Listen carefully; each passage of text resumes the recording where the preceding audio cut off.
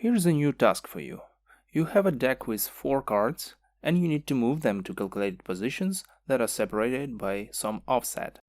To make the task simpler, we give all cards away at the same time, not one by one. To make the task not so easy, we will not use the target objects. Instead, we are going to calculate each card position manually and store them in the array. Here is the task decomposition.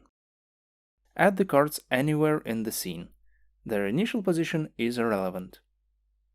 Calculate the position that cards should have on starting the game and store them somewhere. Calculate the position that cards should move to on clicking the button. Again, you need to store them. Move the cards. Let's talk about the movement part, shall we? If you want to move from point A to point B in a straight line with a constant speed, you can use the MoveTowards method.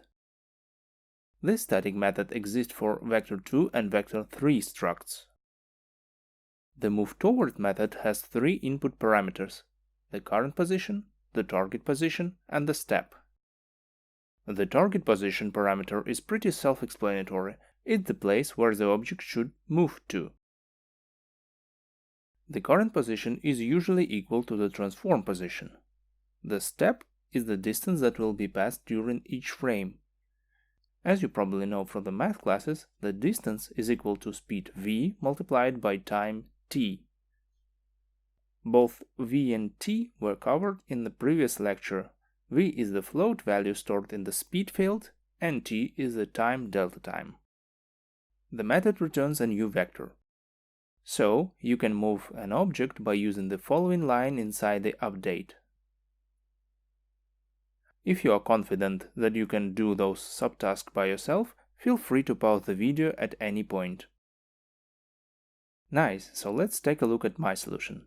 First of all, I use card coordinates component to store calculated positions.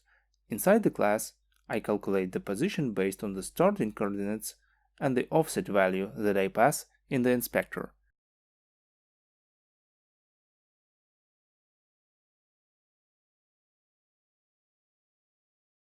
After that, I store the calculated position in an array.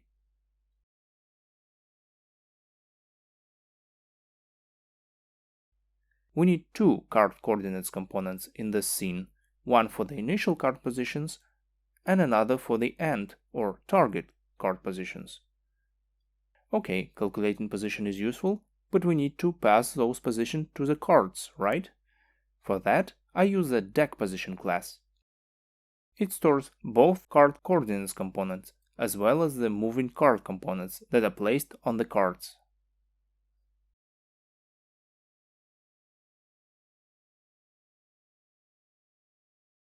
During the start phase, the deck position updates the initial card positions.